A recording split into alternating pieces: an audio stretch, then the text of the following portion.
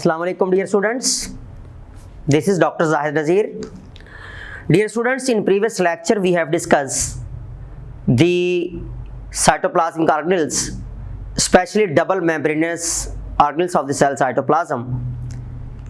आज हम डिस्कस करेंगे single membrane bounded organelles of the cell cytoplasm, जिसे हम क्लासीफाई कर चुके हैं ऑर्गेनेल्स में lysosomes, peroxisomes, glyoxysomes and cytoskeletons as well as storage vacuoles in case of plants. So याद रखिएगा, in case of single membrane bond organelles, here we will discuss the lysosomes. बेटे in case of lysosomes, जब हम lysosomes की बात करते हैं तो they are cup like in structure. Single membrane तो है ही है, लेकिन cup like इन स्ट्रक्चर. और अगर हम बात करें इसके ओरिजिनेशन की तो याद रखिएगा, originated from the Golgi bodies. कहां से ओरिजिनेट होते हैं? हमने ओरिजिनेशन वाइज पढ़ा था कि गोल्जी बॉडीज से, these are the Golgi bodies, और गोल्जी बॉडी से जो ऑर्गेनेल्स ओरिजिनेट होते हैं वो प्लांट्स में वैक्यूल्स, और in case of the animal cell there is the cup like structure called lysosomes. तो लाइसोसोम कहाँ से ओरिजिनेट हुए? गोल्जी बॉडी से. कप लाइक इन स्ट्रक्चर होते हैं. और याद रखिएगा, जब हम बात करते हैं इन कप लाइक स्ट्रक्चर्स की तो they are filled with the hydrolytic enzymes. इनके पास क्या होते हैं? They are the cup like structure and filled with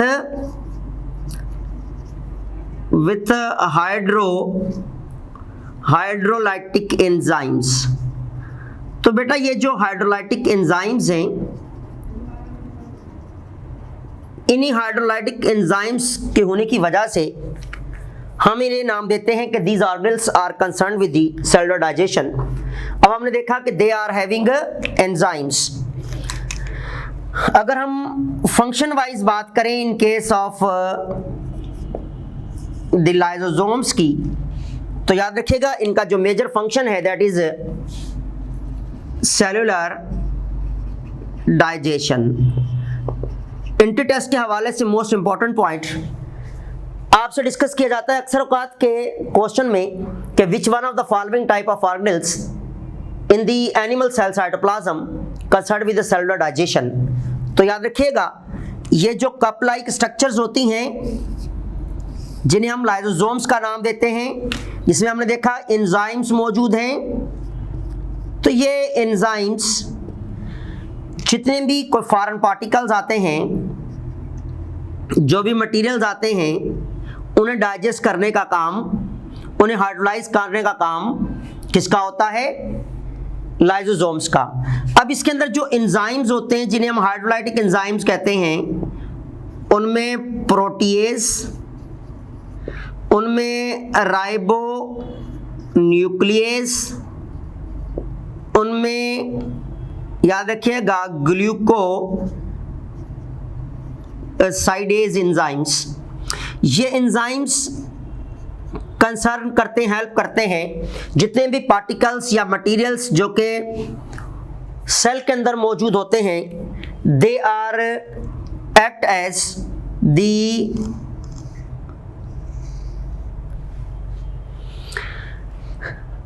अब ये एक्ट करते हैं सेलुलर डाइजेशन में, मीन्स जितने भी पार्टिकल्स हैं उसको डाइजेस्ट करने का काम. जैसा कि इन केस ऑफ, अगर हम एग्जांपल लें आरबीसीज की, आरबीसीज जिसे हम नाम देते हैं, सॉरी डब्ल्यूबीसीज की जिसे हम नाम देते हैं वाइट ब्लड सेल्स, जिसे हम नाम देते हैं दी ल्यूकोसाइट्स. याद रखिएगा, इनको हम क्या नाम देंगे? ल्यूकोसाइट्स का नाम देते हैं, व्हाइट ब्लड सेल्स का नाम दिया जाता है। इसकी डिफरेंट फैमिलीज जो होती हैं associated with the digestion of bacteria, इसमें for example this is the RBCs, डब्ल्यूबीसीज एंड बैक्टीरिया को और अदर पार्टिकल्स को, जो फॉरेन पार्टिकल्स होते हैं, उसे हाइड्रोलाइज करने का काम किसका होता है? ल्यूकोसाइट्स का। यानी बैक्टीरियल डाइजेशन कौन करता है? डब्ल्यूबीसीज कर रहे होते हैं, और डब्ल्यूबीसीज जो है rich with the enzymes and having rich in numbers lysosomes. That's why अब बैक्टीरिया की जो ब्रेकडाउन है वो हमारी बॉडी में कौन कर रहा है? वो कर रहे हैं जिस तरह डब्ल्यूबीसीज, ये भी एक सेल हैं और यूकैरियोटिक सेल हैं। तो याद रखिएगा, इसी तरह जितने भी फॉरेन पार्टिकल्स हमारे सेल में आते हैं, उन फॉरेन पार्टिकल्स को उन्हें डाइजेस्ट करना, because they have enzymes, that is the function of what? The lysosomes. अब लाइसोसोम का ये फंक्शन है, लेकिन ये लाइसोसोम्स याद रखिएगा, जब किसी भी रीजन के तहत, किसी भी वजूहात के तहत, किसी ड्रग रिएक्शन के तहत, किसी इन्फेक्शन की वजह से, या किसी भी एंजाइमेटिक जो एंजाइम्स मौजूद होते हैं इन केस ऑफ द लाइसोसोम्स, उनकी डेफिशिएंसी या एफिशिएंसी की वजह से इसकी मेम्ब्रेन्स लीक आउट हो जाती हैं। जब इसकी मेम्ब्रेन्स लीक आउट होंगी तो इसके एंजाइम्स बाहर आना शुरू हो जाते हैं। जब ये एंजाइम्स यहाँ से लीक आउट होते हैं तो ये क्या करते हैं? Digestion of cells on protein, digestion of cells on proteins. ये क्या करते हैं? ये एंजाइम्स जितनी भी प्रोटीन्स होती हैं या मेम्ब्रेन्स होती हैं ऑर्गेनेल्स की, या सेल के साइटोप्लाज्म के अंदर मौजूद जो प्रोटीन्स होती हैं, उन्हें ये हाइड्रोलाइज करना शुरू कर देते हैं, उन्हें तोड़ फोड़ में ले जाना शुरू कर देते हैं, जिस प्रोसेस को हम नाम देते हैं autophagy, self eating process, that is called autophagy का नाम देंगे। क्या नाम देते हैं हम लोग? हम लोग नाम देते हैं autophagy. It is called self eating process. Auto means self and phagus means to eat. It is called self-eating process. इसी वजह से याद रखिएगा, इन्हें नाम देते हैं सुसाइड सेक्स। सुसाइड, इसे नाम दिया जाता है सुसाइड सेक्स। इन्हें सुसाइड सेक्स इसलिए कहते हैं कि जब ये अपनी ही प्रोटीन को खुद खाना शुरू करते हैं तो that's why they are called suicide sacs. इन्हें खुदकुश थैलियां कहा जाता है। क्यों कहते हैं? कि इनकी मेम्ब्रेन जैसे ही रप्चर होंगी, इन्हीं के एंजाइम अपने ही सेल्स की अपनी प्रोटीन को खाना शुरू कर देते हैं। प्रोसेस को ऑटोफैगी कहा जाएगा और इन सेक्स को हम नाम देते हैं सुसाइड सेक्स। ओके, तो ये हमारे पास this is brief about lysosomes. लेकिन इसी लाइसोसोम्स के अंदर मौजूद जो एंजाइम्स हैं, इन एंजाइम्स के अफेक्ट होने से क्या होता है? इन्हीं एंजाइम्स के डिस्टर्ब होने से जो है वो क्या होगा कि कुछ डिजीज काज होती हैं, जिनमें more than 30 disease which are associated with the lysosomes, जिन्हें हम कहते हैं लाइसोसोमल डिजीज। क्या नाम देते हैं? लाइसोसोमल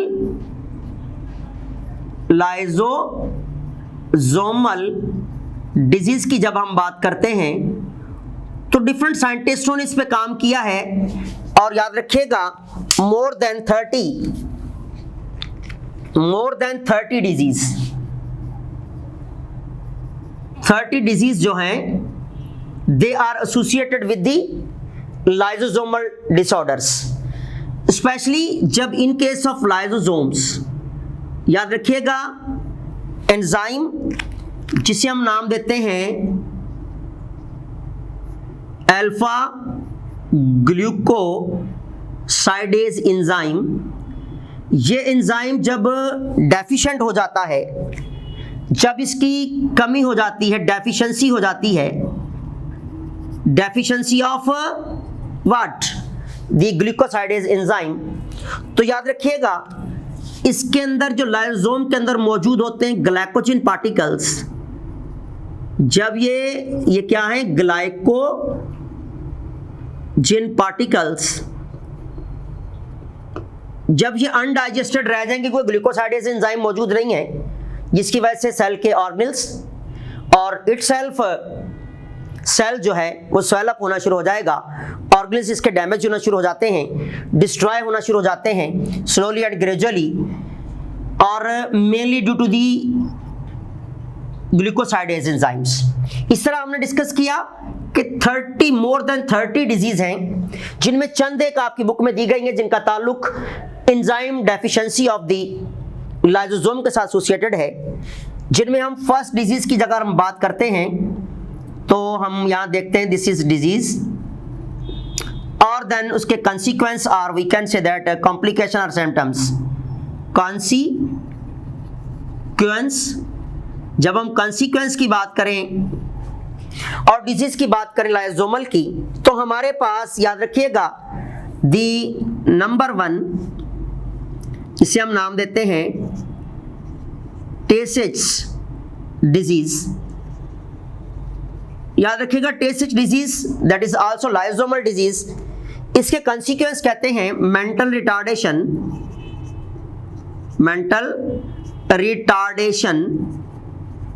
इससे क्या होगा, मेंटल रिटार्डेशन होगी, एज वेल एज याद रखिएगा मेंटल रिटार्डेशन के साथ साथ ब्लाइंडनेस, क्या आ जाएगी, ब्लाइंडनेस होगी, and death by age 3, age 3 में death by age 3, within 3 years death हो सकती है in case of Tay Sachs disease.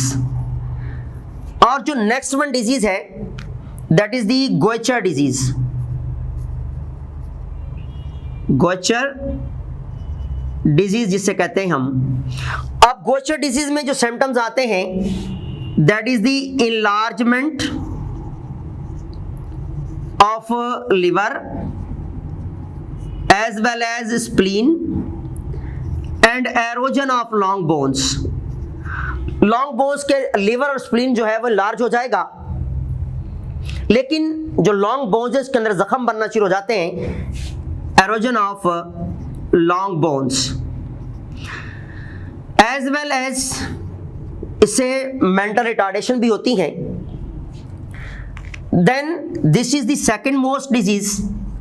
Then the third one is that is called as Krabbe's disease. इसे हम क्या नाम देते हैं, क्रैब्स डिजीज का नाम देते हैं। This is crabs.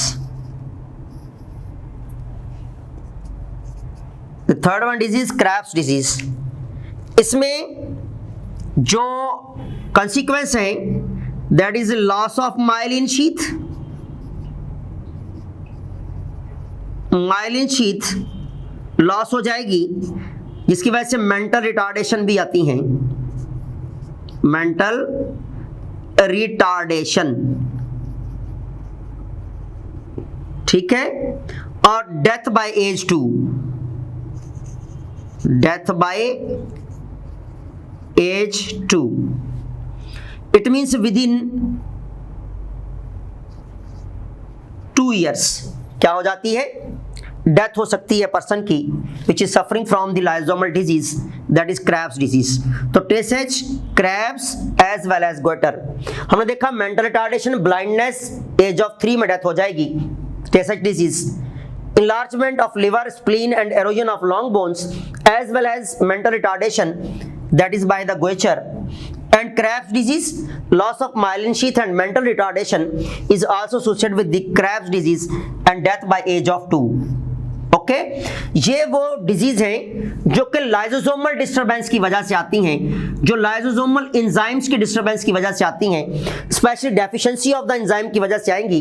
जिस तरह मैंने आपको बताया कि ग्लूकोसाइडेज एंजाइम जब कम पड़ जाता है तो ग्लाइकोजन की डाइजेशन नहीं होती, ये एक्यूमुलेट होती रहती है, जिसकी वजह से ऑर्गेनल्स स्वेल अप होना शुरू हो जाते हैं और ऑर्गेनल्स डीजेनरेट एंड डैमेज होना शुरू होते हैं। इसी तरह ये वो डिजीज हमने डिस्कस की और यहाँ पर हमने देखे फंक्शन ऑफ द लाइसोसोम्स। और हमने ये देखा कि ऑटोफैगी में जाते हैं जब अपनी मेम्ब्रेन्स फ्यूज हो जाती हैं, इसलिए इनको सुसाइड सेक्स कहा जाता है। और हमने एग्जाम्पल ली WBCs की कि सेलुलर डाइजेशन में रोल कर रहे होते हैं, जिस तरह के ये पिकअप करते हैं बैक्टीरिया को और उसे हाइड्रोलाइज करते हैं। इसी तरह आम सेल में भी हमारे पास जो भी ब्रेकडाउन होती है किसकी, फॉरेन पार्टिकल्स की एंड मटेरियल्स की, that is concerned with the lysosomes because having hydrolytic enzymes. Origination हमने देख लिया और हमने देखा कि they are sac like structures और ओरिजिनेट करते हैं from the Golgi bodies. Okay, then हमारे पास नेक्स्ट वन ऑर्गेनेल है that is called as the also single membrane, that is the peroxisomes. याद रखिएगा, peroxisomes found in animal as well as in plants. Animal cells में भी होते हैं और प्लांट सेल्स दोनों में ये पाए जाते हैं। सिंगल मेम्ब्रेन बॉन्डेड तो है ही है, क्योंकि हम डिस्कस सिंगल मेम्ब्रेन बॉन्डेड को कर रहे हैं, लेकिन यहां पर आपने एक पॉइंट याद रखना है कि only in animal cell, only in animal cell में लाइसोसोम होते हैं, लेकिन पैराऑक्सीजोम्स एनिमल सेल में भी as well as plant cell दोनों में होते हैं, लुक लाइक दिस स्ट्रक्चर,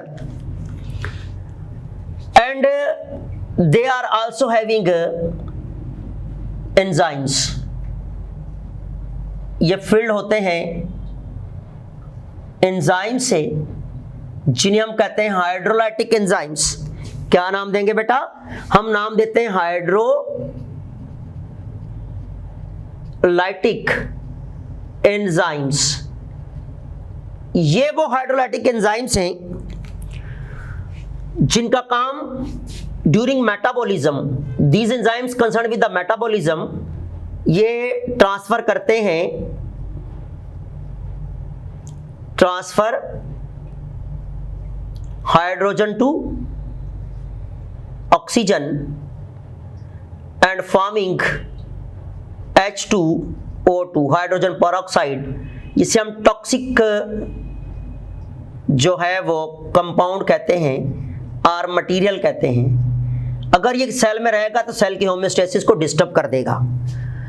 अब ये ट्रांसफर तो कर रहे हैं, हाइड्रोजन टू ऑक्सीजन बनाते हैं हाइड्रोजन पेरोक्साइड, जो कि टॉक्सिक केमिकल है, लेकिन ये टॉक्सिक केमिकल इमीडिएटली ब्रेक करते हैं वो एंजाइम जो कहां पर मौजूद है, जो एंजाइम मौजूद हैं in the peroxisomes, it will be change into water plus the oxygen. It means hydrogen peroxide को मेटाबोलाइज करने के लिए एंजाइम भी कहां से आ रहे हैं, जहां ट्रांसफरिंग के लिए पैराऑक्सीजोम से आए थे, वहां पर इस टॉक्सिक कंपाउंड को ब्रेक करने के लिए इमीडिएटली इनटू वाटर एंजाइम भी कहां से आ रहे हैं, पैराऑक्सीजोम से। याद रखिएगा, इसके जो फंक्शन, अदर फंक्शन की अगर हम बात करें तो हम यहां इसके फंक्शन देख रहे हैं। तो फंक्शन में next one function metabolism and detoxification of alcohol.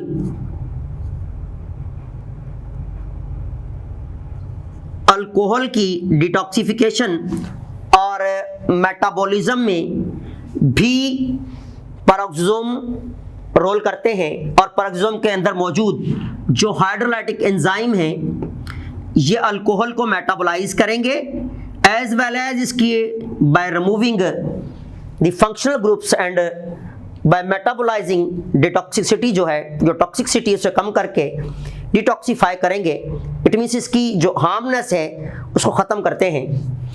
इस तरह याद रखिएगा, इन केस ऑफ ह्यूमन बीइंग, अगर हम इंसान की बात करें तो लिवर सेल्स रिच विथ पैराऑक्सीजोम्स, हमारे लिवर सेल्स के अंदर बहुत ज्यादा पैराऑक्सीजोम्स होती हैं, एवरी डे कोई पर्सन जो अल्कोहल ड्रिंक करता है उसका 50% जो ब्रेक डाउन करती हैं वो पैरोक्सिसोम्स। तो याद रखिएगा हमारे लिवर के अंदर भी इनका काम अल्कोहलिक मेटाबॉलिज्म है।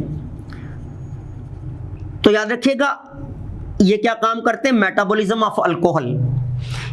इसलिए हमारे लिवर के अंदर ये रिच मिकदार में पाए जाते हैं, लार्ज नंबर्स में होते हैं।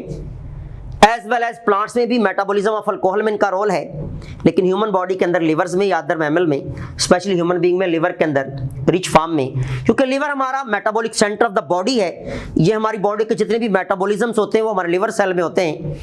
इसलिए मेटाबॉलिज्म ऑफ अल्कोहल के अंदर बहुत बड़ा रोल है पैरोक्सिसोम के एंजाइम्स का। इसलिए कहा जाता है कि जो पर्सन डेली वाइज जितनी फॉर एग्जांपल जो अल्कोहल लेता है उस अल्कोहल का 50% हमारे पैरोक्सिसोम्स के एंजाइम जो है वो मेटाबोलाइज करते हैं।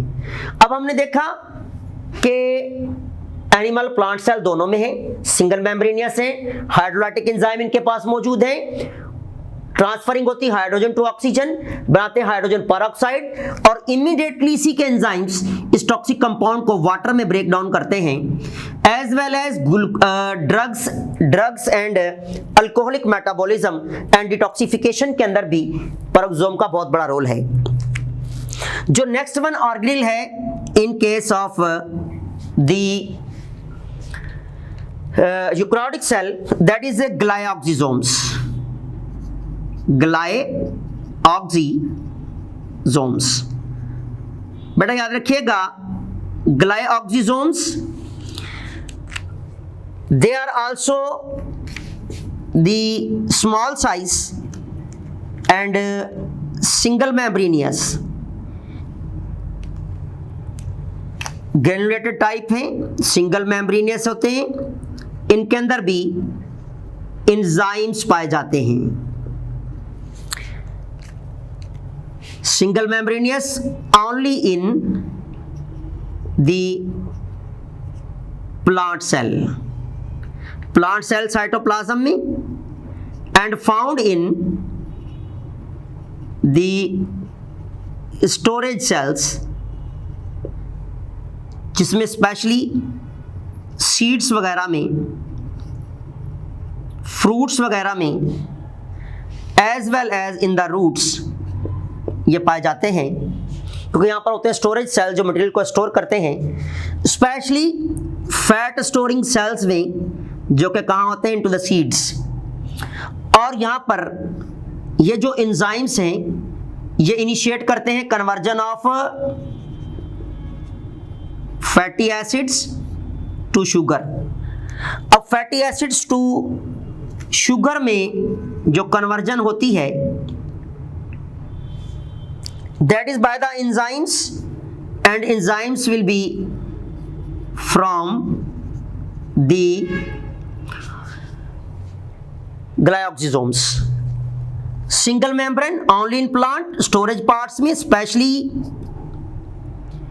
सीड्स में, इनका काम फैटी एसिड को शुगर में कन्वर्ट करने के लिए प्रोसेस को स्टार्ट करवाने का काम उन एंजाइम का है जो इस ग्रेनुलर स्ट्रक्चर के अंदर, सिंगल मेम्ब्रेन स्ट्रक्चर के अंदर स्टोर्ड होते हैं एंजाइम्स।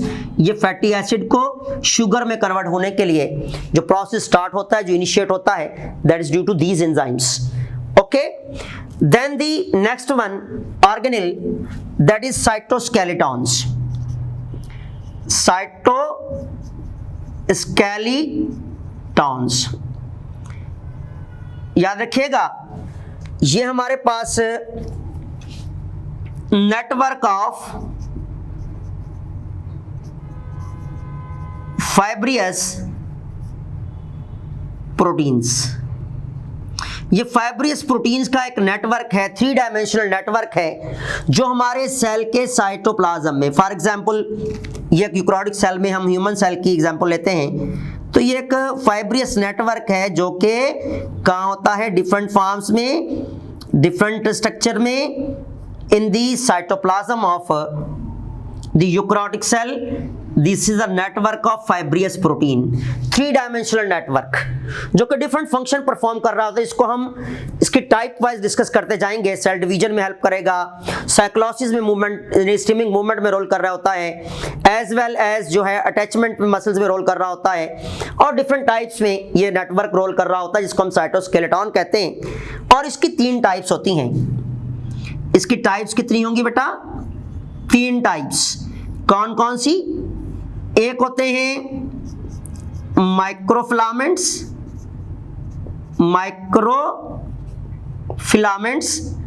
दूसरा जो है वो that is the intermediate filaments,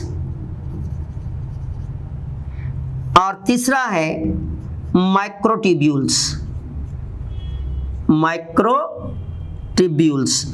3 types के नेटवर्क फाइबर्स होते हैं जिन्हें हम साइटोस्केलेटन कहते हैं, जो कि सेल साइटोप्लाज्म में हमने कहा कि एवरी यूकैरियोटिक सेल में मौजूद होंगे।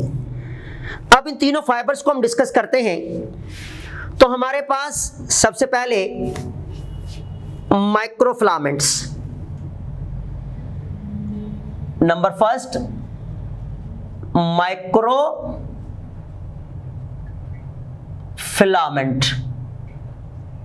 तो बेटा याद रखिएगा, इन केस ऑफ माइक्रोफिलामेंट्स अगर हम देखें तो 7 नैनोमीटर इसका डायामीटर होता है और several centimetre in length. Specially muscles में हम इन्हें देखते हैं तो सेवरल सेंटीमीटर्स की होती हैं। ये याद रखिएगा, ये एस्टिमेटेड वैल्यूज होती हैं। मैंने पहले भी आपसे डिस्कस किया था कि इसको याद रखना लाजमी नहीं है, ये आपके टेस्ट का हिस्सा नहीं बनती। फिर भी आपके नॉलेज के लिए याद रखिएगा कि नियर बाय 7 नैनोमीटर डायामीटर होता है इनका। और ये इसमें 2 किस्म की प्रोटीन पाई जाती हैं, actin and myosin protein fibre होते हैं। मायोसिन फाइबर्स हैं ये, जो कि अगर आप देखें तो इस तरह ये एक्टिन फाइबर, इसके around there is the myosin fiber, और actin and myosin fibers, this is myosin. आपने मसल्स को, अल्ट्रास्ट्रक्चर ऑफ मसल्स में पढ़ा था, या जब हमने स्लाइडिंग फिलामेंट थ्योरी पढ़ी थी तो उसमें आपने इंटर क्लास में पढ़ा है कि myosin and this is the actin filaments. अब हमने देखा कि actin filaments and myosin filaments, जिन्हें हम थिक एंड थिन फिलामेंट्स कहते हैं। अगर हम डिटेल्ड स्टडी में जाएं, उस तरफ हम नहीं जाएंगे, तो याद रखिएगा एक्टिन एंड मायोसिन पर मुश्तमिल होते हैं माइक्रोफिलामेंट्स। और इनका जो फंक्शन होता है, अगर हम इसके फंक्शंस की बात करें तो बेटा फंक्शन वाइज इनका काम मसल मूवमेंट या मूवमेंट ऑफ मसल्स। हमने जब स्केलेटल मसल स्ट्रक्चर पढ़ी थी तो हमने पढ़ा था जब actin and myosin filament contract होते हैं तो सार्कोमेयर कॉन्ट्रैक्ट होता है। देन सार्कोमेयर कॉन्ट्रैक्ट होंगे तो मायोफाइब्रिल कॉन्ट्रैक्ट होगा। जब मायोफाइब्रिल कॉन्ट्रैक्ट होगा तो एक मसल फाइबर कॉन्ट्रैक्ट होता है। बहुत सारे मसल फाइबर कॉन्ट्रैक्ट होते हैं तो एक मसल बॉडी कॉन्ट्रैक्ट होती है, और देन एक मसल बंडल कॉन्ट्रैक्शन में आता है। तो इस तरह पूरी एक कॉन्ट्रैक्शन होती है मसल्स के अंदर। तो ये मसल्स की कॉन्ट्रैक्शन में इनका मेजर रोल है, एज वेल एज साइक्लोसिस, जिसे हम नाम देते हैं स्ट्रीमिंग मूवमेंट। क्या कहते हैं बेटा? स्ट्रीमिंग मूवमेंट का नाम देते हैं। इसमें भी बहुत बड़ा रोल है माइक्रोफाइबर्स का, as well as division of cytoplasm during cell division of cytoplasm. Okay, streaming movement, cyclosis, as well as जो है वो मसल मूवमेंट। ये फंक्शन किसके हैं? माइक्रो फिलामेंट के। Next one inter intermediate filaments. जब हम इंटरमीडिएट फिलामेंट्स की बात करते हैं तो याद रखिएगा इसमें 5 डिफरेंट टाइप्स ऑफ प्रोटीन हो सकते, different types of proteins, 5 different types की प्रोटीन के ये फाइबर्स होते हैं, जिसमें जो है वो 5 डिफरेंट टाइप्स ऑफ प्रोटीन्स मिलकर जो है वो बनाते हैं इंटरमीडिएट फिलामेंट्स, जिनके फंक्शन हम देखें। अगर आप थोड़ा सा इस तरफ जाएं तो याद रखिएगा इसकी जो डायामीटर है दैट इज 7 to 8 नैनोमीटर्स तक पॉसिबल है, और इसकी जो लेंथ है दैट इज 10 to 100 माइक्रॉन्स तक पॉसिबल है। दिस इज डायामीटर, लेकिन it will be variable, and this is the length. ठीक, फंक्शन वाइज अगर हम देखें तो major function muscle attachment, muscle attachment as well as movement of pseudopodia, podial movement में भी इसका रोल है, pseudopodial movement, as well as cell division में बहुत बड़ा रोल है, एज वेल एज ये सेल की शेप बनाने में रोल करते हैं, सेल शेप बनाने में बहुत बड़ा रोल है। देन हम देखते हैं थर्ड वन टाइप, जो कि हमने साइटोस्केलेटन यानी फाइब्रस नेटवर्क की देख रहे थे, that is the microfilaments, microfilaments. तो बेटा जब हम माइक्रोफिलामेंट की बात करते हैं तो याद रखिएगा इन केस ऑफ माइक्रोफिलामेंट्स तो दे आर कंपोज्ड ऑफ, इसमें होती है ट्यूबुलिन प्रोटीन, ट्यूबुलिन प्रोटीन्स का ये एक, याद रखिएगा, फिलामेंट है जिसके अंदर प्रोटीन्स कौन सी होती हैं, that is the tubulin protein. ये इस तरह के फाइबर होते हैं जो कि ट्यूबुलिन प्रोटीन पर मुश्तमिल हैं। There will be the tubulin protein. अब इनके फंक्शन वाइज देखा जाए तो इसके फंक्शंस में movement of chromosome, movement of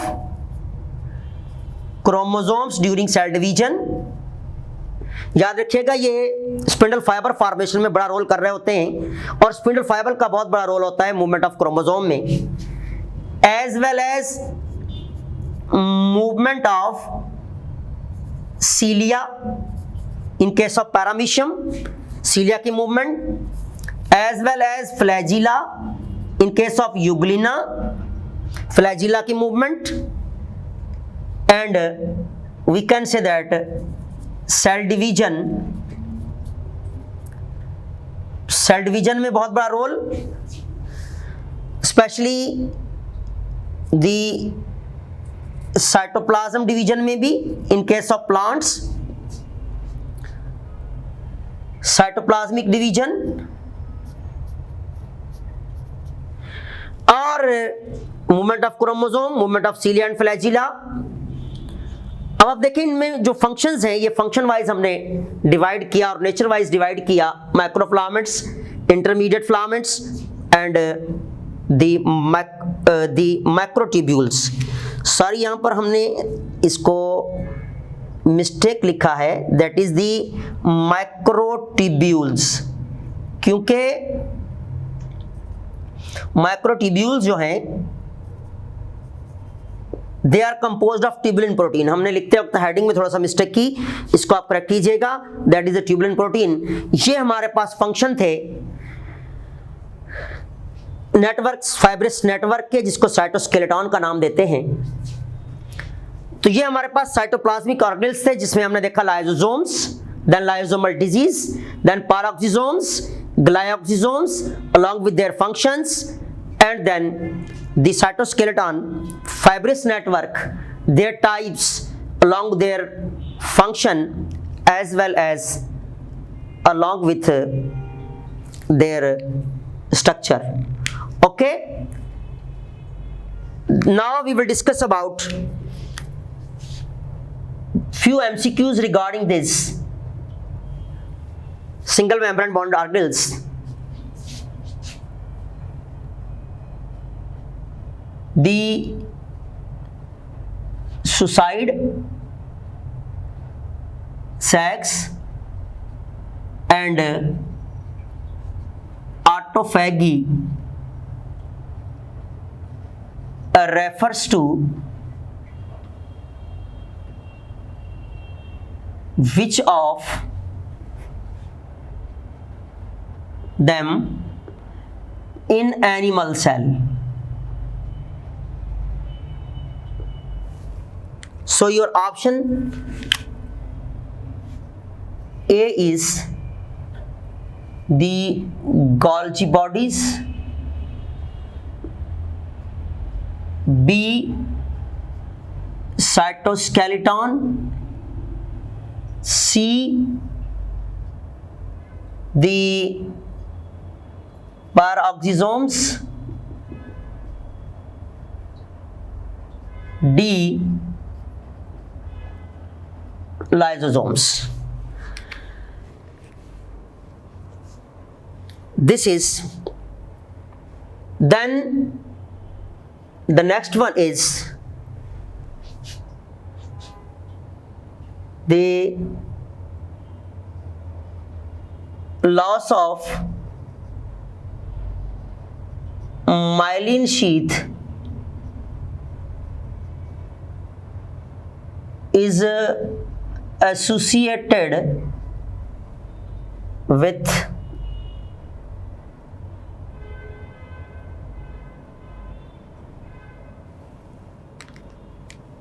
A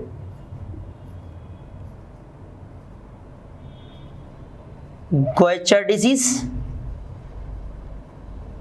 B Tay-Sachs disease, C the Krebs disease,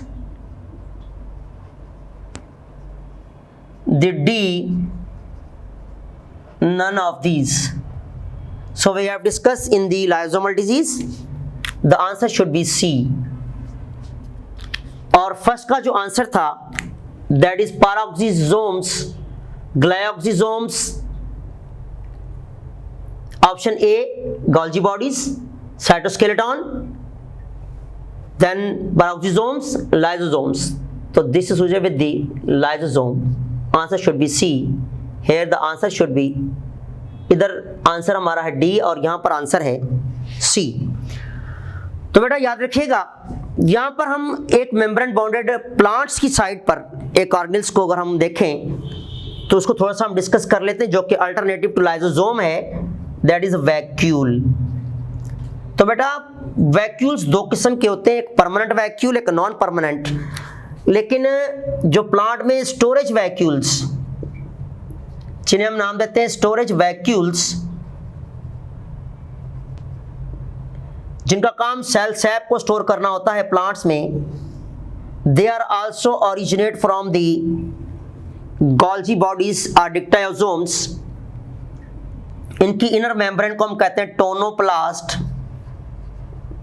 tonoplast, इनके पास भी एंजाइम्स मौजूद होते हैं और इनके पास जो फ्लूइड होता है उसे हम नाम देते हैं cell SAP.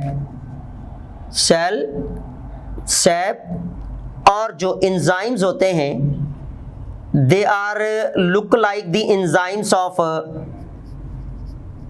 Lysosomes which is hydrolytic nature, जिनको हम हाइड्रोलाइटिक एंजाइम कहते हैं, ये enzymes glucosidase, protease and lipase and other enzymes. अब ये एंजाइम फील्ड भी इसमें सेल सैप है, स्टोरेज का काम भी कर रहे हैं, लेकिन याद रखिएगा इन्हें अल्टरनेटिव टू लाइसोसोम कहते हैं। Function wise they are alternative to lysosomes. Why? Because they take part in cell defence. अब ये सेलुलर डाइजेशन का काम भी कर रहे हैं, जितनी भी फॉरेन पार्टिकल्स आते हैं, जितने भी मटेरियल्स यहाँ स्टोर होते हैं, इसके एंजाइम डाइजेशन में भी रोल करते हैं। अगर कोई बैक्टीरिया या वायरस या कोई भी पार्टिकल, जर्म पार्टिकल आता है तो ये फौरन उसको खत्म भी करते हैं, इसलिए they also take part in cell defence. Cell, अब ये प्लांट सेल की, एनिमल सेल की तरह, लाइसोसोम की तरह डिफेंस भी कर रहे हैं। जिस तरह लाइसोसोम हाइड्रोलाइज करते हैं फॉरेन पार्टिकल्स, बैक्टीरिया को, और सेलुलर डाइजेशन में रोल करते हैं, इस तरह यहाँ पर सेलुलर डाइजेशन भी समवाट होती है। बट डिफेंस वाइज देखा जाए तो ये फॉरेन पार्टिकल्स को डाइजेस्ट करते हैं, हाइड्रोलाइज करते हैं, जिस तरह के लाइसोसोम कर रहे थे। इसलिए प्लांट सेल में इन वैक्यूल्स को अल्टरनेटिव टू लाइसोसोम कहा जाता है, और जो कि स्टोरेज वैक्यूल होते हैं, इनकी इनर मेम्ब्रेन को टोनोप्लास्ट कहते हैं हम लोग।